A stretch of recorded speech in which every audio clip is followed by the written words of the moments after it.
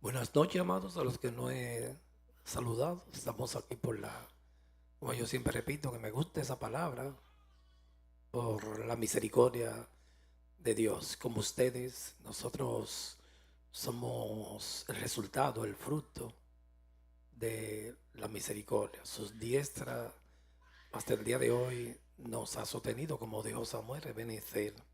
Hasta aquí nos ha traído el Señor. Vamos a continuar con el estudio, que tenemos un buen tiempecito ya los miércoles. Si alguien se ha unido a nosotros a través de las redes, estamos estudiando la palabra teología, estudio de la Biblia. La palabra teología quiere decir teo, Dios, y guía de estudio.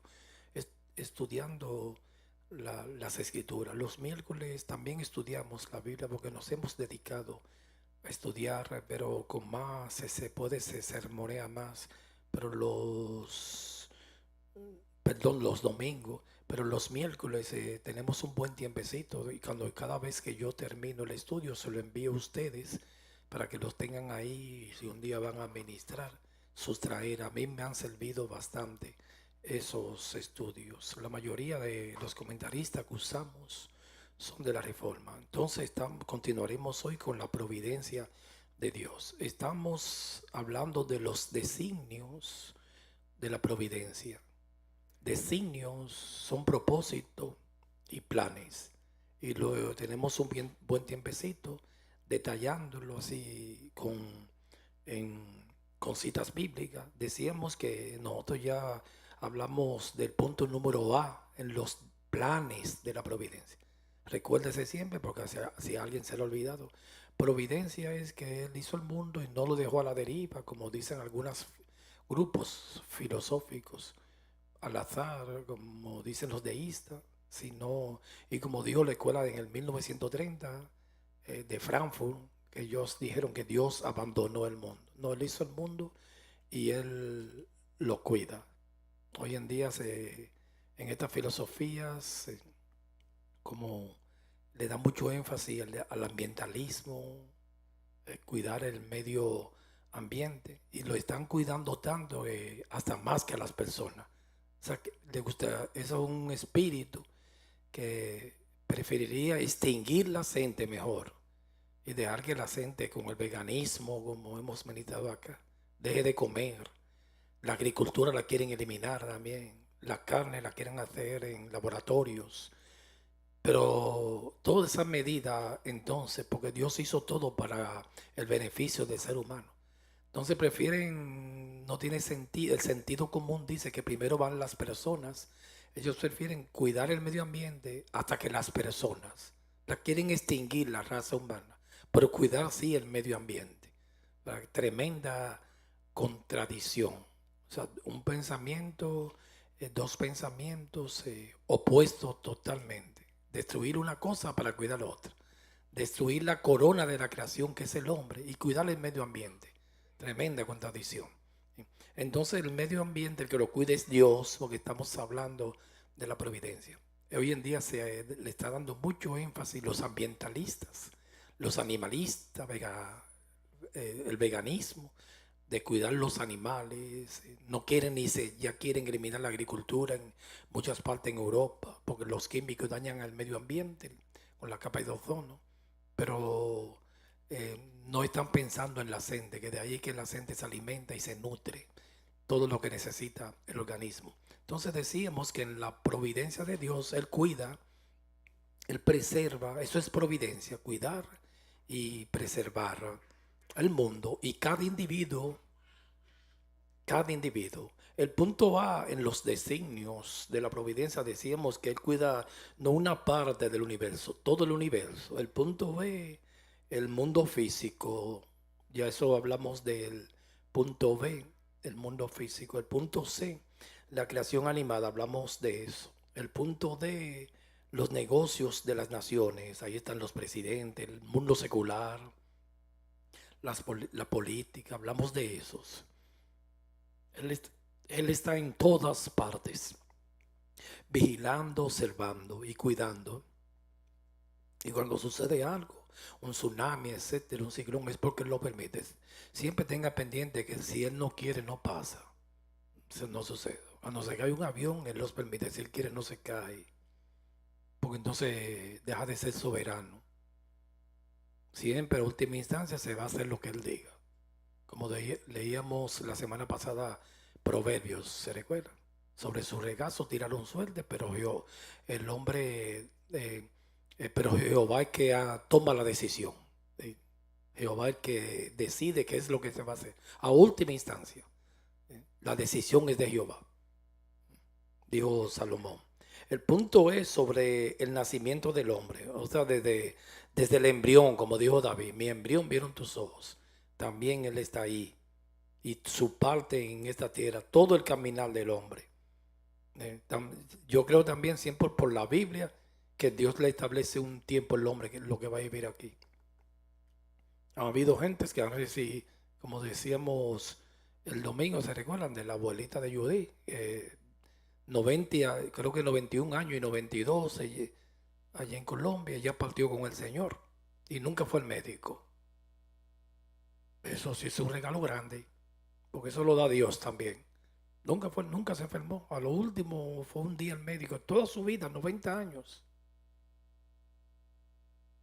Y hoy en día, como si la comparan con cualquiera de nosotros tenemos otro récord yendo al médico. A veces hay gente que no es que eso es malo, yo no estoy hablando de eso. Le estoy diciendo los tiempos, las enfermedades han aumentado más por el pecado. Y en estos días, claro, que no tenga 3 citas a la semana al médico. Pero eso es una gracia, un regalo a esa señora que Dios nunca fue el médico.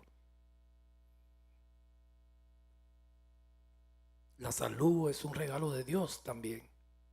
El punto es sobre los sucesos y fracasos externos en las vidas de los hombres. El G sobre las cosas que parecen insignificantes. ¿Recuerdan que leíamos que aún nuestros cabellos en la semana pasada están todos contados? Cosas insignificantes que uno dice, lo dijimos el miércoles, ¿se recuerdan? Uno dice hasta en eso está Dios, en algo muy insignificante. Como decía David, hasta ahí, Señor, hasta en eso tú te preocupas. Así es Dios. Pero eso es hermoso, depender del Señor. Siempre pedirle al Señor que nos aumente la fe. En el punto H estamos en la protección de los justos. El Señor cuida, el Señor tiene que ver con cada ser humano. Ahora, con la iglesia y los justos, los cristianos, ahí sí está directo Él. Entonces ese es el punto donde nos quedamos en los designios. Y a este estudio no le falta mucho, creo, en los designios de la providencia, el punto H, en la protección de los justos. Él es que nos sustenta y nos protege. Antes de leer algunos textos, recuerde el punto H estamos, porque lo estamos poniendo letras, es en la protección de los justos. Desde el vientre de nuestra madre ya Dios está ahí cuidándonos. Antes de yo leer, de yo continuar con este estudio, el Señor me puso un pensamiento que lo había dicho el miércoles pasado y yo quiero decirlo porque como estamos en el Espíritu y como dijo el salmista, nosotros, amado del ser humano, el salmista David dijo, Señor, enséñame lo frágil que yo soy. No hay algo más prepotente y soberbio que el ser humano, pero también no hay alguien más frágil que el ser humano. Nosotros podemos estar en una cumbre y en un minuto estar todo destruido. Un vértigo, un virus, etcétera. No hay, y el salmista entendía eso, pero qué frágil somos nosotros. Santiago, el apóstol Santiago también lo entendía. Él dijo, la vida es un poquito de neblina, que hoy es y luego se desvanece.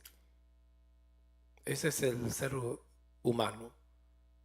Por eso Salomón lo entendió tanto que él dijo que la vida es todo vanidad. Lo entendió Salomón. Vanidad de vanidades, todo es vanidad. Y al final del discurso en Eclesiastés, Salomón como entendía eso. Y yo le pido al Señor que te dé sabiduría a ti, sabiduría a mí y a la iglesia, para que no nos aferremos tanto a este mundo.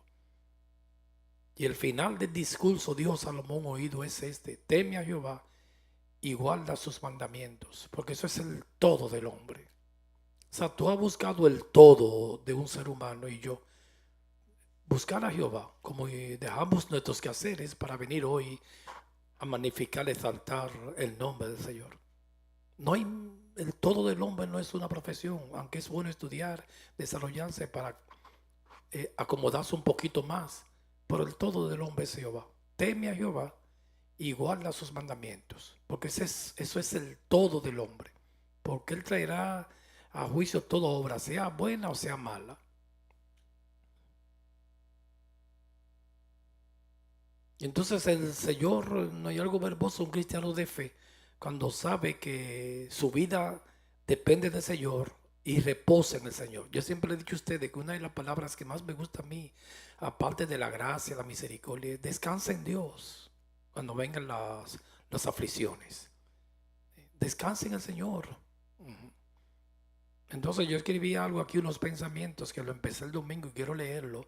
Cuando no confiamos en Dios, que es el problema que pasa en el mundo. A mí me pasaba eso cuando yo no le servía al Señor. Era invadido por mucha incertidumbre, miedo, terror. Todavía no es que uno ya está exonerado de eso, no le llegan, pero ya no es igual cuando estábamos en el mundo. No es igual. Un momento y se van esos miedos, espantos nocturnos.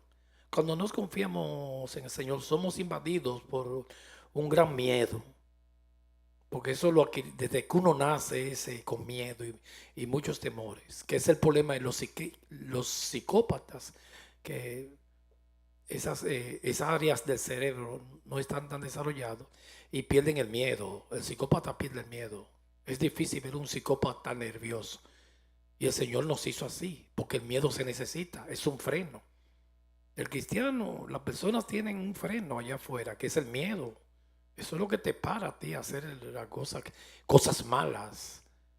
El miedo te asusta, uno se asusta. Pero el cristiano tiene, aparte del miedo, que es una emoción, tiene el temor a Jehová. Por eso es que el apóstol Pablo dijo en 2 de Corintios 7, perfecciónanos en santidad, en el temor a Dios. A mí me están perfeccionando. En mí yo lo he visto.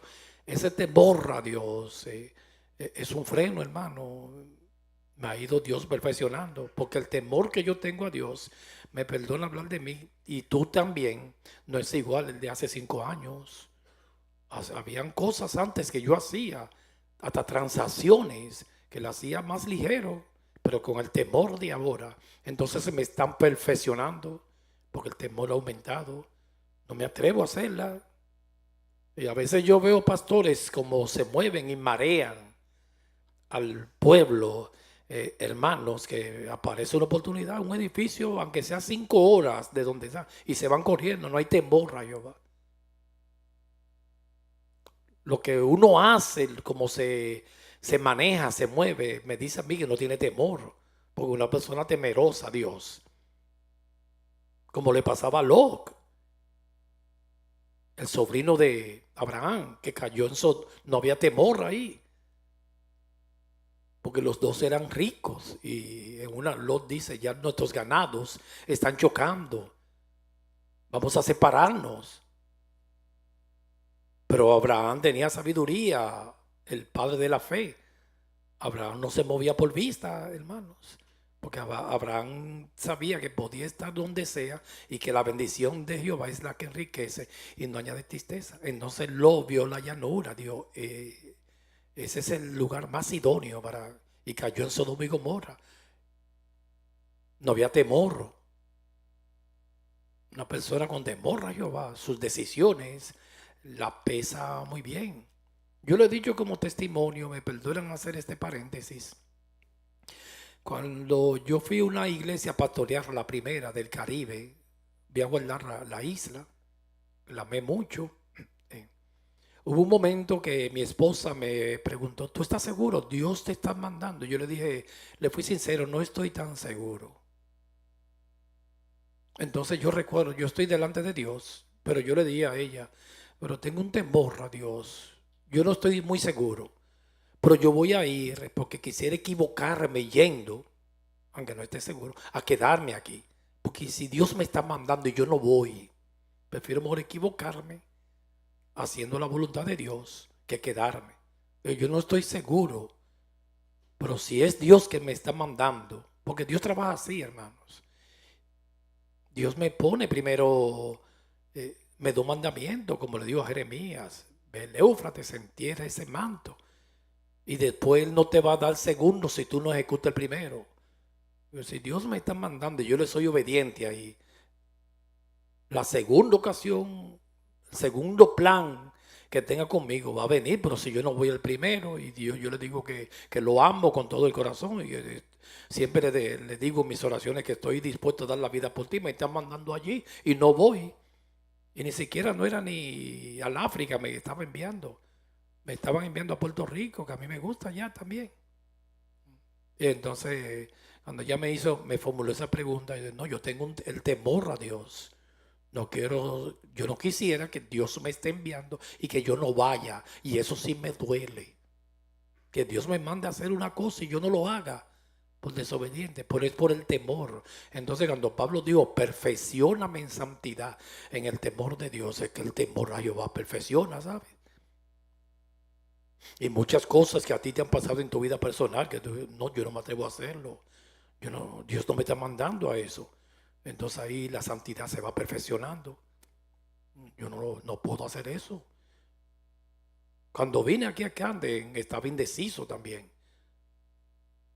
Y a las 2 semanas, cuando tuve el accidente, recuérdense, yo no quería volver más. Por el temor a Jehová me dijo, va a seguir allá. El temor. Entonces el temor perfecciona. Que no es miedo, es respeto a Dios, reverencia a Dios.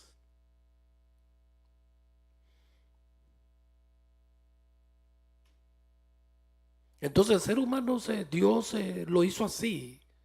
Es invadido por mucho miedo. Miedo a la incertidumbre. ¿Qué va a pasar conmigo? Que, como decíamos el miércoles. Porque estamos hablando en los designios de la providencia. En cada persona que Él provee lo que vamos a necesitar. Estamos en ese punto para vivir aquí. Con ese miedo nacemos todos.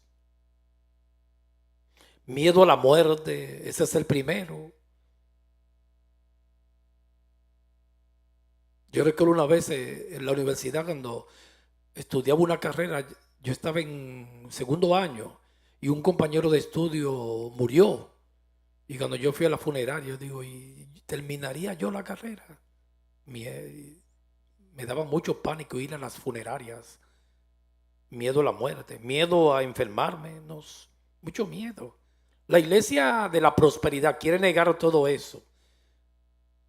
Porque es un espíritu que ha invadido el mundo, el surrealismo. Hay que vivir la realidad, hermanos. Hay que poner los pies aquí en la tierra. El ser humano lo invaden muchos miedos. Yo recuerdo, me perdona decir eso público, cuando había un terror para mí. Cuando yo estaba por los 25 años, tenía miedo a quedarme calvo. Y cuando yo vi a todos mis tíos, digo, sí, eso me va a caer a mí seguro. Pero eso me traumatizaba cuando yo veía que porque yo tenía mucho cabello, un afro, para esos tiempos de los hippies, en los 80, que se usaban afro así. Yo tenía un afro de este tamaño y duraba 1 hora en el espejo arreglándome, hasta con un cartón para que esté redondito. Entonces yo andaba con ese afro y a veces un Kelly redondito así, me sentía bien.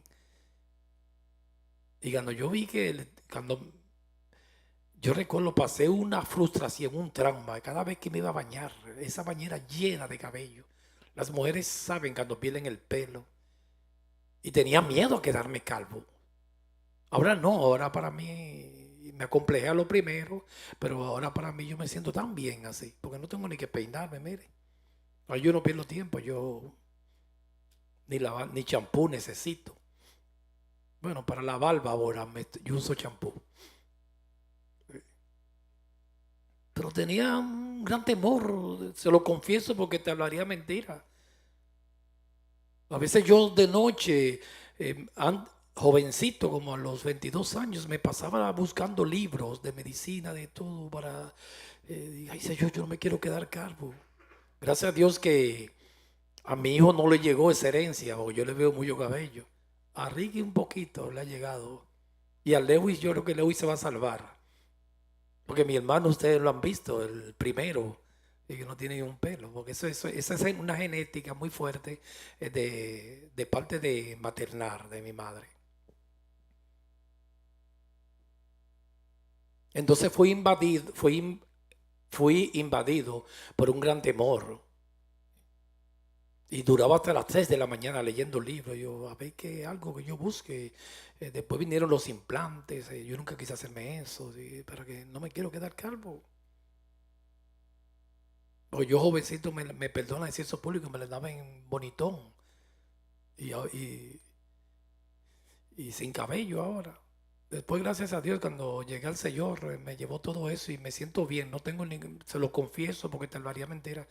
Al contrario, me siento muy bien así. No tengo ningún tipo de complejo. Nada, nada, nada. Yo sí me siento bien. Así.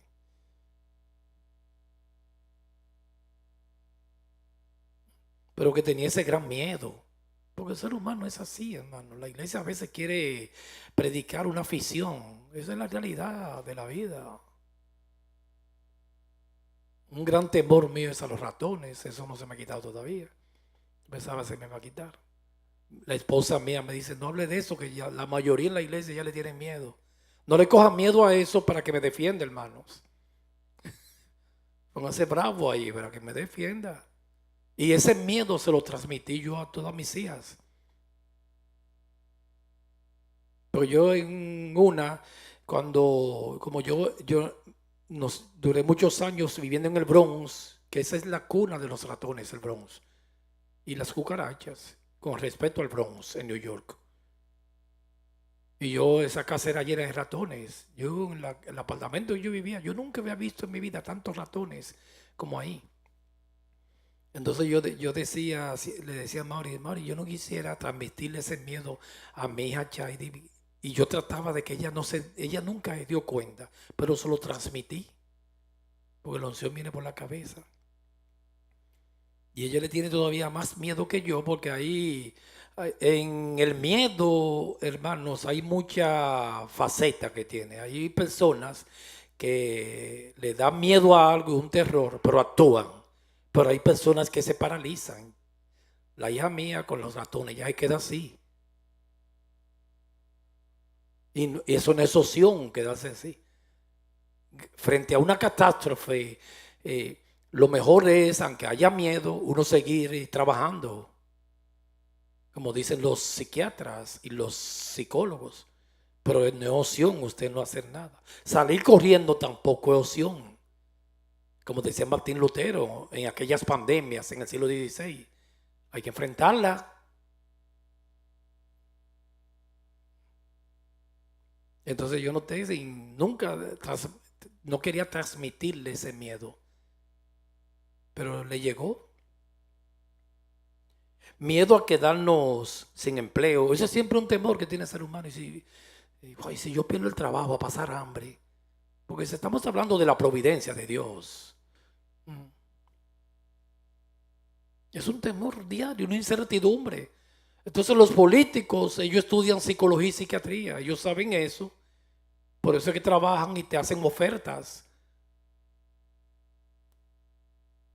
Como pasó con un expresidente de Colombia que me llega ahora a la mente. Creo que Juan Manuel Santos. Sí, Judy, un expresidente. Había uno que fue Uribe, que ese hizo mucha reforma en Colombia, fue mucha prosperidad en Colombia y combatió el narcotráfico. Apellido Uribe.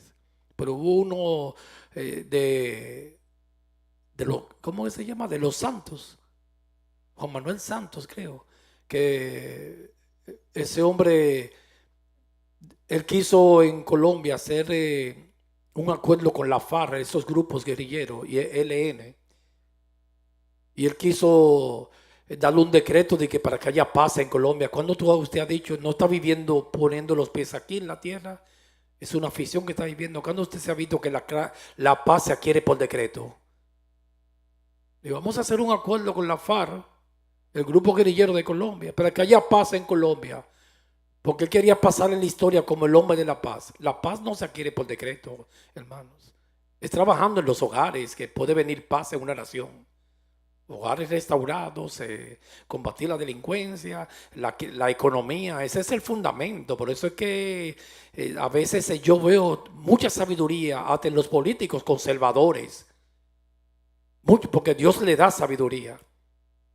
Entonces la paz no llega a uno por un decreto, una orden, como está pasando con los ambientalistas que le quieren dar órdenes a la naturaleza.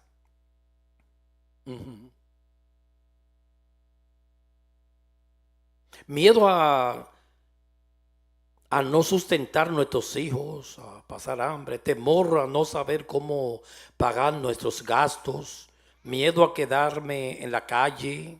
Todos esos miedos embargan a un ser humano, a perder la casa si la tengo, los que tienen casa, los que tienen renta, a no pagar el alquiler. Estamos hablando en ese punto que Dios es nuestro sustento. Al no tener una vida asegurada como la tienen los ricos, yo digo entre comillas, porque dijimos el miércoles que citamos las tragedias de los ricos. Hay personas que al no saber manejar ese miedo a la incertidumbre, terminan en una crisis nerviosa y hasta la locura, o haciendo cosas indebidas. Al ser humano no le gusta tomar riesgo. Yo puse aquí, escribí este comentario. No le gusta tomar riesgo al ser humano, es por el miedo. Como nosotros aquí, hermanos, aunque usted no vea así, el inmigrante tiene un carácter, ¿sabes? Porque uno tomó riesgo, salir de su nación, a explorar un nuevo idioma, una nueva cultura y dejarlo todo atrás. Hay que tener carácter para eso. Algunos vinieron a abrir paso a la familia sin nadie aquí. Para mí se me facilitó porque ya estaba la familia de mi esposa. Y esos momentos, yo sé que en tu vida marcaron a uno. Para mí fue duro tener que dejar mi niñez, los míos detrás. Por eso Dios dice que cuiden el extranjero, porque Él conoce el alma del extranjero, que pasa muchas vicisitudes, sufre mucho. Yo recuerdo cuando yo vine aquí a esta nación primera vez, sufrí una gran depresión, porque dejé todo atrás, mi cultura, mis amiguitos, mis amigos, todo. Entonces uno se va con la ilusión de que se va a reencontrar de nuevo, y mentira, el ser humano se adapta y se olvida de eso, jamás vuelve.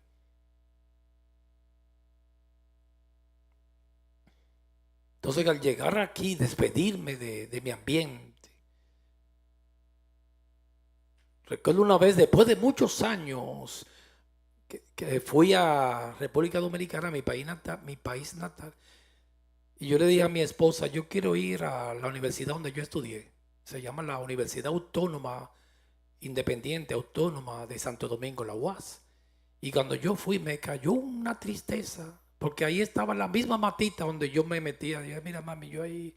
Había una mata de mucha sombra y yo iba ahí con mis amigos y me sentaba ahí a esperar en los momentos que no había docencia, en momentos de tiempos libres, me sentaba ahí. Yo tenía en ese árbol hasta un palillo arriba, lo guardaba. Y cuando yo volví el palillo estaba ahí. No, hermano, eso es mentira, ya no. Entonces yo con mi amigo, cuando me comí un sándwich y teníamos en el árbol unos palillos escondidos arribita. Y ahí siempre nos juntábamos los amigos. En esa universidad, como la mayoría que estudian, las personas son del interior. Y habían áreas que estaba la embajada ellos le llaman embajada, la embajada de los muchachos de tal provincia, Puerto Plata, Santiago, etc. Nosotros éramos de la capital y estaba la de nosotros. Pero como éramos de la ciudad, andábamos por todas las embajadas. Y cuando yo llegué y vi ese árbol, me dio a escondida de mi esposa, me puse a llorar. Digo, wow, mírame, aquí fue que yo pasé toda mi juventud, etcétera. Que ese es el carácter del el extranjero. Sí. Recuerdo de mis tiempos cuando estaba aquí, pasando muchas situaciones. Porque el ser humano vive de recuerdos, las memorias, la imaginación. A veces uno tiene una imaginación de este país porque te van las películas. Y cuando usted llega, veo otra realidad. La gente conoce Estados Unidos y más New York, que le dicen la capital del mundo, el de las películas. Y cuando llega, ve otra. Yo pensaba que era otra cosa. Pues la gente vive de imaginación.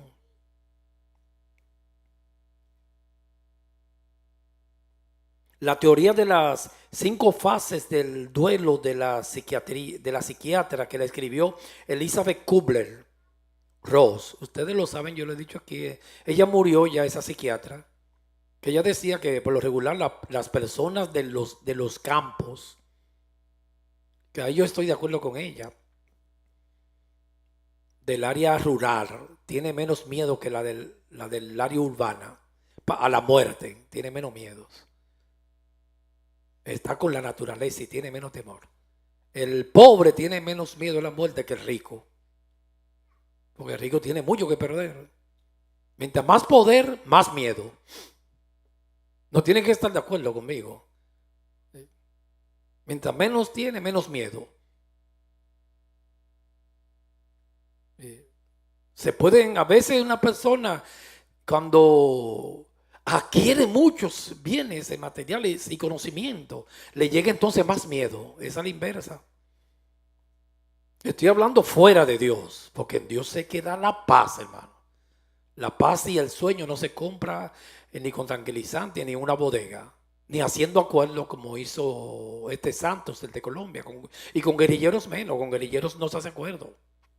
Aquí en Estados Unidos hay una ley, no hacer acuerdo con guerrilleros, son psicópatas. Entonces, Elizabeth Kubler-Ross es uno de los modelos psicológicos más célebres en todo el mundo. Ella murió ya, creo que hace como 15 años. Estos 5 estadios son de una enfermedad terminal, es la negación. Yo lo he dicho aquí. A mí me gusta mucho como esa psiquiatra que escribió sobre alguien moribundo, sobre la muerte. Porque la iglesia no se quiere enfrentar a esas realidades. Están esperando, está tan enamorada del mundo, pero que también el ser humano, como dijo David, es muy frágil. Entonces, cuando a una persona le dan una mala noticia de una enfermedad incurable, lo primero que dice Elizabeth Kubler-Ross, que es la negación. Por eso van muchos hospitales a hacerse nuevos análisis de nuevo. La negación es un mecanismo de defensa, dice esta psiquiatra americana. Lo segundo, ya dice en las 5 fases de la psiquiatría, dice la ira. A mí me gustaba mucho esa materia, psiquiatría. Aunque aquí la iglesia no hay que explicar eso, pero no podemos rechazarlo. Hay muchas verdades. Yo estoy de acuerdo con esa. Ser una mujer. Ahí, hermanos, siempre los políticos, los psiquiatras, busque algo siempre. Es un consejito mío que yo le doy. Busque algo, la sabiduría. Si no tiene sabiduría, salga corriendo. Yo veo que las personas de esas filosofías que son ateas no tienen nada de sabiduría. El conservador tiene mucha sabiduría. Cualquier persona que yo vea, aunque no sea cristiana, que viva los principios de Dios y tema a Dios y que tenga sabiduría, yo le tomo apunte, aprendo con ellos. Digo, no, que tiene mucha sabiduría. Tiene mucha sabiduría. Usted lo ve en una entrevista lleno de sabiduría. Una cosa es conocimiento y otra sabiduría. Esta psiquiatra tenía mucha sabiduría, pero mucha sabiduría. Hay presidentes que tienen mucha sabiduría. Winston Churchill en Inglaterra tenía muchos conocimientos, pero mucha sabiduría. Cuando ese hombre en el Congreso en Gran Bretaña hablaba, había que sentarse a escucharlo. En estos días yo estaba viendo una política, porque yo no me gusta prejuiciarme, colombiana, hermano, no quiero decir el nombre aquí ahora, pero cuando yo lo había hablando de estas filosofías, yo digo, pero esa mujer sí tiene sabiduría. Yo le apunto. Hay una mujer de Colombia que yo siempre la veo, no le voy a dar publicidad, se llama Vanessa Vallejo, ella es cristiana, hablando de estas filosofías, de, ¿pero qué tanta sabiduría tiene? Entonces, cuando uno ve a alguien con sabiduría, escúchelo, sea sabio. Hay otros intelectuales que desde que hablan ni sentido común usan, son bien necios. Y este hombre sí es necio. Porque la sabiduría es hermosa, viene del cielo.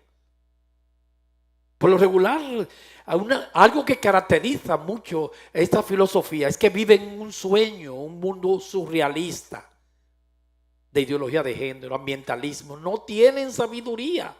Por eso es que no pueden argumentar, porque no tienen la verdad y se airan, siempre están airados. Yo escuché a esa mujer que yo decía hace un ratito, se llama una diputada en Colombia, Fernanda. Ella tiene mucha sabiduría cuando ella habla, yo le escucho mucho. Una política es, cree en Dios, cristiana. No, los principios. Ella dice, Colombia es una nación cristiana. Y le preguntaron, la vicepresidenta de Colombia, que es una mujer de izquierda, dicen, ¿qué tú opinas de ella? Dije, esa mujer, tú la puedes ver bailando en un París y le ve la carota, está llena de resentimientos, que es el problema de esas filosofías. Están llenos de iras, porque trabajan mucho con la ira y la discordia.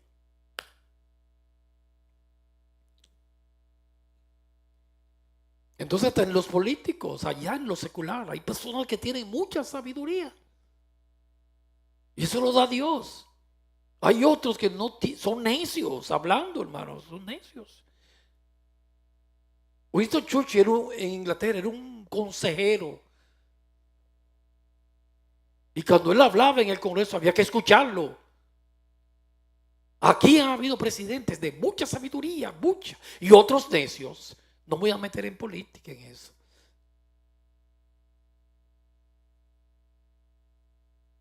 Abraham Lincoln aquí en Estados Unidos tenía mucha sabiduría.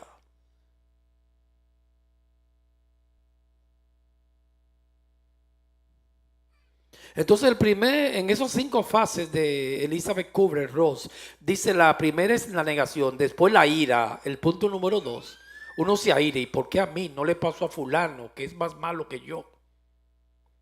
La negociación, el tercer punto. Uno empieza a negociar, si me sana, yo le voy a servir a Dios, te voy a dar esto, te voy a entregar esto, eso es negociar. Mucha sabiduría yo vi ahí. El cuarto punto, la depresión, una gran depresión. Se pueden mezclar esos puntos. A veces uno puede caer en el 3, en el 2. Y el quinto, la aceptación. Cuando usted empieza a despedirse de sus familiares. Yo estoy hablando, es el tema de la providencia de Dios, que Dios cuida a sus hijos. El cristiano no es igual la inseguridad e incertidumbre que está allá afuera en el mundo. Ahora, el cristiano hoy en día, como está tan materialista, está hasta un poquito más peor que el que está en el mundo. Porque está muy material. Pero cuando una persona empieza a andar en el espíritu, a confiar en Dios, ahí empieza a cambiar las cosas, hermanos. Como está la iglesia hoy en día, no. Hay mucha incertidumbre. Tienen miedo a todo. Y tienen lugar en mayor o menor grado siempre que sufrimos una pérdida.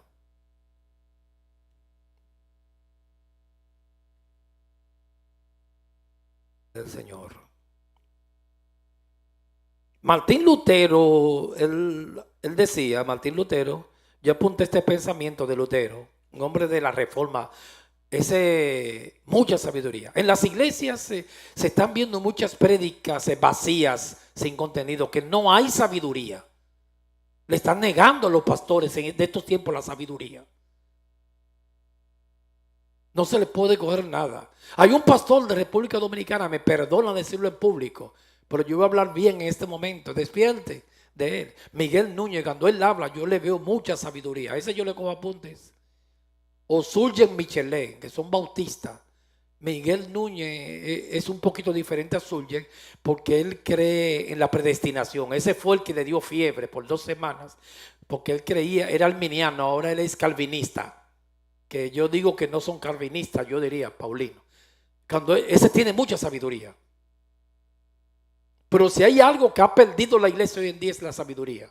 Usted los ve en las prédicas. Digo, y la gente diciendo amén, digo, por tantos disparates en las iglesias. No se están ni coordinando los pensamientos. Le está faltando sabiduría. Dios le ha negado la palabra como en Silo, que dice cuando se llevaron el arca, que era un tipo de la presencia de Dios, Dios se fue de Silo y no había palabra. Eso es lo primero que Dios le quita al pueblo, la palabra y la sabiduría. Y sin sabiduría, hermano, es muerte, no se avanza. No es lo mismo un padre y una madre en una casa lleno de sabiduría a un necio. No es lo mismo cuando un padre lleno de sabiduría aconseja a los hijos. El sabio sabe cómo comportarse. Y cuando ya son jóvenes, él sabe cuándo de hablarle, cuándo no. Sabiduría para todo en la vida se necesita. Y el principio de la sabiduría es el temor a Jehová. Por eso es que el conservador tiene tanta sabiduría, porque es el temor a Jehová, el principio de la sabiduría. Y cada vez que yo llevo una persona, aunque no sea cristiano, ¿cuánta sabiduría tiene esa mujer, ese hombre? Me gusta escucharlo, le pongo atención y le tomo apuntes.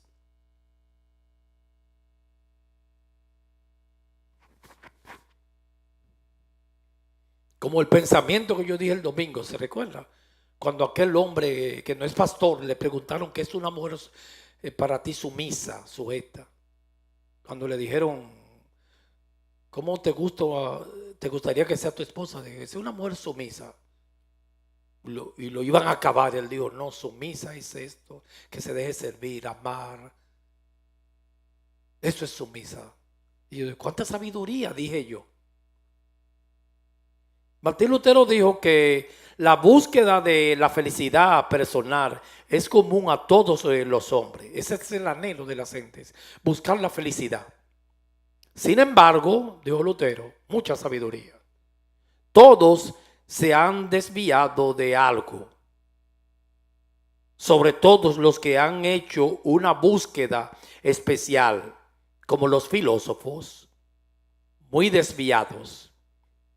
Son miserables, han perdido la felicidad tanto en esta vida como en la futura. Dios quiere que el ser humano tenga felicidad, pero la felicidad verdadera solo se encuentra en uno, hermanos, en Dios. Entonces Dios tiene cuidado de los justos, más que allá afuera, que ese es el tema. Por eso en nosotros no vivimos con esa incertidumbre, sino con esa seguridad, con un así ha dicho Jehová. Salmos de David, Salmo 4:8. Este salmo yo me lo sé de memoria, porque es el salmo de mi viejita, de mi madre. Ese salmo nosotros teníamos religiosamente que decirlo antes de acostarnos en la casa. Y después ella le pasó la antorcha a los nietos, a Tibisais, a Lewis, que ella lo crió, y a Ricky. Ellos se lo saben también ese salmo. Lo usó con los hijos y lo usó con los nietos. Yo recuerdo, yo niño, cada vez que me iba a acostar, mi mamá me leía ese salmo y me lo sabía de memoria. Dígame el Salmo 4:8, Salmos 4:8. Tremendos salmos, ¿verdad? Yo tenía que recitar ese salmo. A los muchachos hay que ponerlo, hermano. No se queda tan espiritual que llegó al cielo. Use un poquito de religión con los muchachos. Pónganlo a leer la Biblia. Y hasta aprender ese texto de memoria. Eso no es nada. Yo antes criticaba eso, ya no. He aprendido bastante. En la religión se aprenden mucho los textos de memoria. Póngalo, porque a veces uno es tan espiritual que ni lee la Biblia, ni se sabe un texto de la Biblia. Yo leo la Biblia así, hermano, de la manera siguiente. Antes de venir para acá hoy, y lo he citado como más de 4 veces hoy, en la entrega de la alabanza, etcétera. Yo lo leí segunda de Corintios, capítulo 7, versículo 1. Cuando Pablo dijo, bueno, ya que tenemos tales promesas, limpiémonos de toda contaminación de carne y de espíritu, perfeccionándonos en santidad, en el temor de Dios. Y a mí se me quedan los textos así, porque entonces después que yo lo leo, me quedo horas meditando. Oh, perfeccionando en santidad, en el temor de Dios, porque lámpara a mis pies es su palabra y lumbrera mi camino. Pero a veces uno está tan espiritual que ni se aprende un texto de memoria. Y eso, a mí me gusta aprenderme textos de memoria, aunque se me olvide el capítulo y el versículo, para decirlo en una oración. Un ejemplo, hay un texto que a veces yo empiezo a decir y como que no me llega, pero lo parafraseo. Segunda de Corintios 4:7 creo, donde dice un trabalengua ahí, atribulado, dijo Pablo, pero no angustiado. A ver si me llega ahora. Eso yo me lo aprendo de memoria, hermano. En mi corazón he guardado tus dichos para no pecar contra ti. Atribulado, pero no angustiado, en apuro, mas no desesperado, perseguido, mas no desamparado, derribado, mas no destruido, llevando por todas partes la muerte de Cristo para que su vida se manifieste en este cuerpo mortal. Ese me lo aprendo yo de memoria. Y me daba brega, ahora me llegó, pero que yo me la paso recitando el día entero. Hasta bañándome, como ese era difícil que me llegase antes, porque es un trabalengua fuerte. Y yo bañándome, atribulado, pero no angustiado, en apuro, mas no desesperado, perseguido, mas no desamparado, derribado, mas no destruido, llevando por todas partes la muerte de Cristo para que su vida se manifieste en nuestros cuerpos mortales. Gloria a Dios, aleluya. Y después cuando la estoy recitando, atribulado, pero no angustiado, en apuro, pero no desesperado. Ok, otra vez. Pongo la Biblia ahí. En apuro, mas no desesperado. Perseguido, desamparado. Derribado, que me derriban, pero no destruido. Y me lo aprendo de memoria, hermanos. Y más usted, tiene la mente más brillante que la mía, se puede aprender el texto de memoria. La vieja mía, ese texto nos los enseñó de memoria. Hoy en día es tan espiritual que no ponen a los niños a leer la Biblia en la casa, no, porque eso es religión. No, y los muchachos se están criando peor que el mundo. No, aprenderse un texto, no, eso es religión, porque es tan espiritual. No, hacer un devocional, coger los pequeñitos en la casa, en la sala, y alabar al Señor y orar todo. No, tampoco, eso es religión, hermanos. Y con el jueguito, los niños están criando en la casa, que están peores, porque hay que medirle la temperatura a los muchachos, saber cómo están, malcriados, no quieren nada con Dios. Por el método antiguo hay que usarlo de nuevo. Yo lo dejé de usar y debí usarlo. El religioso, sin obligarlo muchos. Pero no me diga usted a mí que eso es hermoso cuando se reúne toda la familia en la sala a hacerle un culto al Señor, una ofrenda, olor fragante a Dios, con los niños, todo, adorar a Dios y orar y cantarle 2 o 3 coritos todos juntos. Pero ahora nosotros nos vamos a un extremo, eso es religión. La vieja mía había mucha religión, pero gracias a Dios por esa religión. Bueno, ponía a leer la Biblia, a aprender los textos de memoria, hermano. No se me alarme aquí, es muy espiritual. Entonces este salmo, ahora que vamos a leerlo, Salmos 4:8, en paz me acostaré y así mismo dormiré, porque solo tú, Jehová, me hace vivir confiado. Ahí no hay incertidumbre. Solo tú me haces dormir profundo y vivir confiado. A mí el único que me ha hecho vivir confiado no es dinero, ni casa, ni esposa, ni hijos. Es Jehová, Dios de los ejércitos. Ese sí. Por eso que yo me acuesto en paz. Y cuando vienen los pensamientos, y si me da un infarto, y si esto, yo antes era hipocondríaco, entonces es el Salmos 4:8. Solo tú, Jehová, me hace vivir confiado. Ese era el texto que nos enseñó la Biblia y se lo enseñó a Lewis, a los nietos también. Siempre, vamos a decir, mami, bendición mami. Nosotros teníamos la costumbre de besarle las manos. Eso se ha ido hoy en día antes de acostarnos. Bendición mamá, bendición mami. Ven a leer el Salmo 4:8. Dígalo de memoria. En paz me acostaré y así mismo dormiré, porque solo tú, Jehová, me hace vivir confiado. Aunque parezca religión.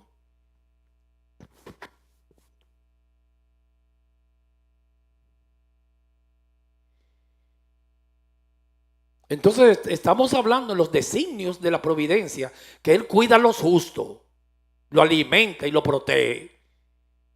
Salmos 5:1, rapidito.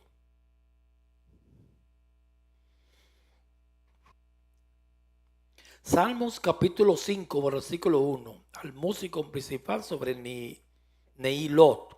Salmos de David.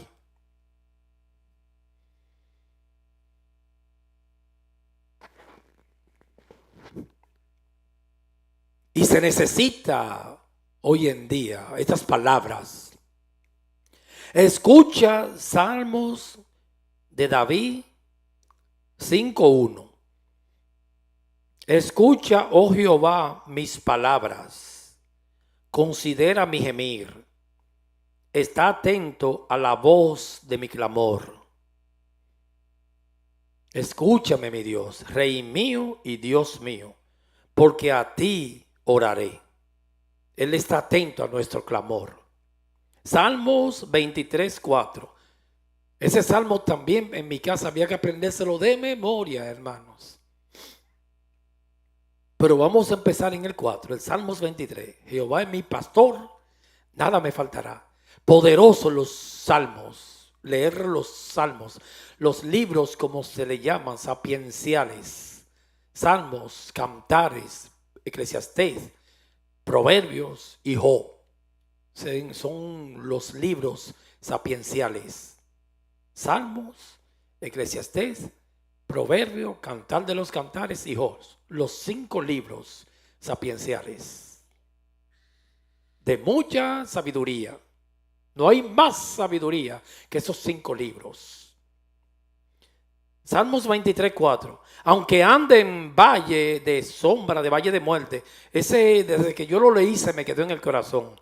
No temeré mal alguno, porque tú estarás conmigo. Tu vara y tu callado me infundirán aliento. Salmos 44:1. Salmos 41:1. Salmos 41:1. Salmo de David. Bienaventurado el que piensa en el pobre. Cuando yo pienso en el pobre, ¿qué dice aquí? En el día malo lo librará Jehová. Vienen días malos, hay días buenos y días malos. No se puede exonerar a la iglesia de eso. Pero el que piensa en el pobre, en el día malo, me gusta ese salmo también. Lo librará Jehová. Jehová lo guardará y le dará vida. Será bienaventurado en la tierra y no lo entregarás a la voluntad de sus enemigos. Salmos de David. Salmos 63:8.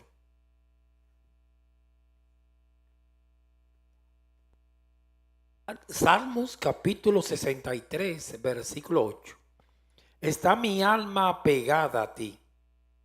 Tu diestra me ha sostenido. Aleluya. Qué hermoso es. Cuando el cristiano ora así. Señor, mi alma está pegada a ti. Tu diestra, tu derecha me sostiene. 7 veces cae el justo y Dios lo levanta. Y si el justo cae, no quedará postrado porque Dios lo sostiene de los brazos. Estamos hablando del cuidado que Él tiene hacia sus hijos en la providencia.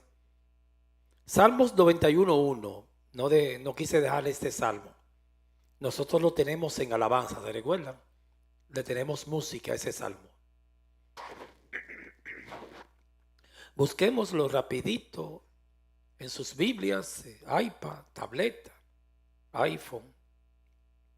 Salmos capítulo 91, versículo 1. A mí me gusta también mucho ese salmo. 91:1. El que habita al abrigo del Altísimo morará bajo la sombra del Omnipotente. Tremendo salmo. Siempre lean los salmos. Diré yo a Jehová, esperanza mía y castillo mío, mi Dios. Aleluya. ¿En quién confiaré? Él te librará del lazo del cazador. Nosotros tenemos esa alabanza. Te librará. ¿Se recuerda? Del cazador, de la peste, del destructor. Con sus plumas te cubrirá y debajo de sus alas estarás seguro. Nosotros estamos bajo las alas de Jehová y nos cubre con sus plumas. Escudo y adarga es su verdad. No temerás al terror nocturno, la incertidumbre que embarga a los impíos. Mucho miedo. No temerás al terror nocturno. No hay algo que más terror que da es en la noche. Yo recuerdo en los hospitales lo que se llama paroxismo. Paroxismo. Allá en República Dominicana, que yo hice el internado, ya a las 9 de la noche era que el paroxismo aumentaban. Paroxismo es que la enfermedad se incrementa más, aumentan los dolores de noche. Ya nosotros, eso era algo como psicológico. En el día todo el mundo tranquilo, los pacientes durmiendo. Desde que llegaban las 11 de la noche el corredero, todo el mundo malo. Terror nocturno. Los moribundos no les gustaba que le apagasen las luces. No hay algo que detesta más, que debería ser lo opuesto, el enfermo la noche. En la noche viene el paroxismo, que se aumenta la enfermedad. Se potencializa, eso es paroxismo. Y ya uno sabía eso. Entonces de noche en los servicios era que uno buscaba, como se le llama en el vulgo, la pavita, dormir un poco. Y ayer es que menos se podía dormir. Porque a veces uno buscaba dormir 15 minutos. Pero el enfermo, cuando llega la noche, se pone más grave. Y era el corredero siempre. Pero aquí dice que los que confían en Jehová no temerán a la oscuridad. El terror nocturno. No hay algo que más miedo da a la oscuridad. Yo recuerdo una vez cuando yo vivía en Puerto Rico, una hermana que vivía como a 30 minutos. Okay, la iglesia estaba en Yauco, Puerto Rico. Que Dios bendiga a esos hermanos. Esos hermanos. Esa iglesia se llama ahora La Ciudad, que es bonito ese nombre, del Gran Rey. Y ella vivía en un campito como a media hora. Y un día fuimos a llevarla. Y ella nos dijo, nunca se me olvida, Reynoso, apaga las luces del carro un ratito, apaga un segundo. Y yo la apagué. Y cuando yo vi esa oscuridad me dio miedo. Dije, esto es tan oscuro y tú vienes en los cultos de noche por aquí sola, en su carrito, pero ese día nosotros la llevamos. Me dio pánico porque la oscuridad, hay una oscuridad. Oscuro esa carretera, oscura. Digo, wow, pero si a ti se te pinche un neumático, es un peligro. Ay, mía, que Dios te cuide. Ni saeta que vuele de día, ni pestilencia como la que hubo ahora del COVID-19 que ande en oscuridad, ni mortandad que en medio del día destruya. Esto le gusta mucho a los carismáticos, este aquí, el 7. 91:7, hermano. Yo sé que ustedes se lo saben de memoria. Caerán a tu lado 1000 y 10,000 a tu diestra, mas a ti no llegará. Ciertamente con tus ojos mirarás y verás la recompensa de los impíos, porque has puesto a Jehová, que es mi esperanza, al Altísimo por tu habitación. No te sobrevendrá mal. Ni, a mí me gusta mucho este versículo aquí, este pensamiento de Dios. Ni plaga tocará tu morada, pues a sus ángeles, el que citó Satanás también, reprendo al diablo, mandará cerca de ti, que te guarden. Cuando lo llevó a Jesús al pináculo del templo y le dijo que se lance para que lo obedezca a él, que te guarden en todos tus caminos. Salmos 121:3. Nosotros también lo tenemos, ese salmos en alabanza. Salmo capítulo 121, versículo 3. Bendito el nombre del Señor. Lea los salmos siempre. Libro sapiencial, los salmos. Salmos 121:3. Alzaré mis ojos a los montes, en el 1 empieza, de donde vendrá mi socorro. Mi socorro viene de Jehová. Yo alzaré. Nosotros lo cantamos aquí.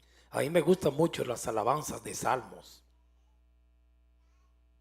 No dará tu pie resbaladero, ni se dormirá el que guarda a Israel. Jehová no duerme, cuidando a sus hijos. Ese es el punto que estamos. Él cuida a los justos y los sustenta. Providencia de Dios. Romanos 8:28. De ahí terminamos y continuaremos el próximo miércoles. Romanos capítulo 8, versículo 28. Rapidito.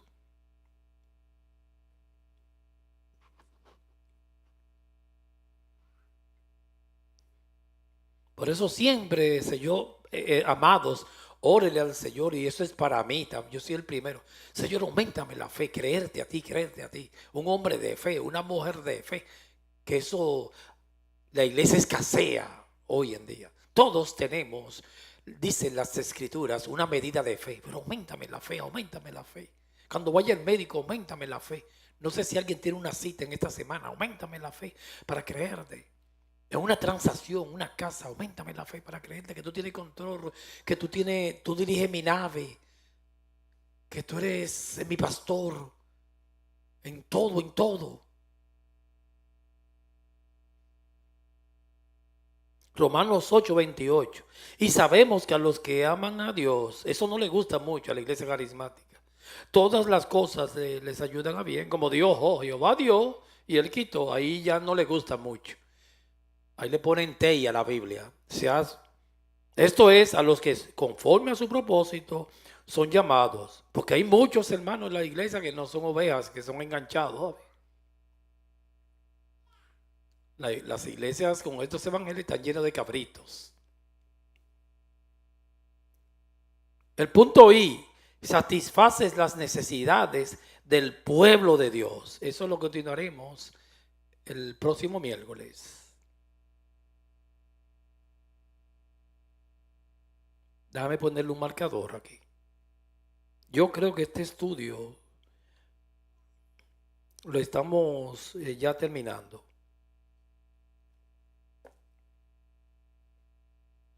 Me ha gustado mucho este tema de la providencia de Dios. Para predicar, ahí a veces hay lugares que está escaseando los mensajes. Solamente de ahí usted tiene ahí material. Los que vayan a predicar aquí, en cualquier punto de eso de la providencia, para predicar un mes, días de corrido, de lunes a domingo, mensajes ahí.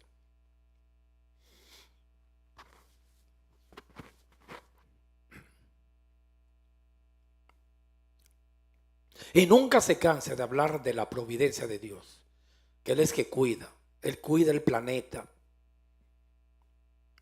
Él cuida el medio ambiente, que Él sustenta. Oremos. Padre, en el nombre de Jesús, te damos gracias por estos consejos. Tú nos has estado hablando muy hermoso de la providencia tuya, de tus designios, tus planes, que tú hiciste el mundo y tú nos hiciste y nos proteges y nos cuida. Y que tú eres nuestro sustentador. Muchas gracias. Aumentanos la fe para creer toda tu palabra y todo lo que tú nos has ido ministrando en este tiempo. En el nombre del Padre, del Hijo y del Espíritu Santo.